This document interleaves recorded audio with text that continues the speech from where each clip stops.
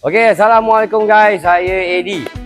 Belakang saya ni, saya nak berceritakan tentang sebuah kereta yang ramai orang pakai, iaitu Ford Ranger Raptor 3.0 yang menggunakan electronic absorber.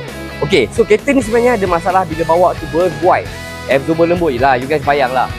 Kereta besar macam ni, kan? Berat. Duduk atas absorber lembut memang tak sedap bawa. Jadi kita masuk kat testing mesin bila kita sampai. Depan kiri 21, depan kanan 25, belakang kiri 21, belakang kanan 21. So bacaannya di atas 20. Walaupun jarak tak jauh, tetapi you guys akan rasa berbuai dia tu. Jadi bila kita dapat bacaan macam tu kat testing mesin, kita terus masuk dekat oil, buka ke 4 batang. So macam ni. Absorber ni tak boleh tekan sebab dia elektronik. So kalau kita tekan pun dia takkan bergerak sebab dia kena ada function speedometer berjalan, barulah elektronik dia bermain.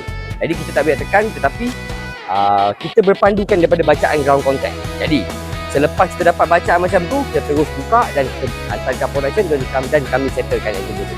So bila kita dah custom, so selepas custom pun kami tak boleh tekan sebab macam saya cakap, dia menggunakan speedometer, kita berjalan barulah elektronik dia bermain.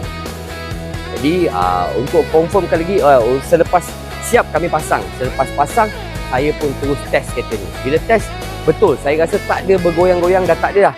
Jadi saya pun rasa macam saya nak confirmkan juga berapa bacaan di atas ground contact.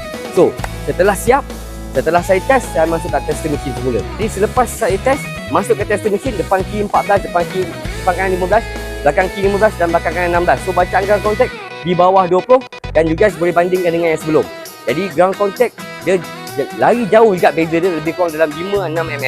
Jadi dekat situ selepas yang masa saya test tu baru saya rasa stable. Jadi dekat situ saya boleh buktikan yang absorber dia dah cun kami setting, insyaAllah.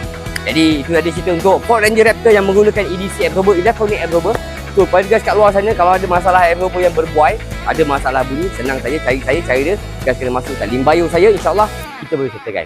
Jadi insyaAllah kita akan jumpa lagi dalam video seterusnya.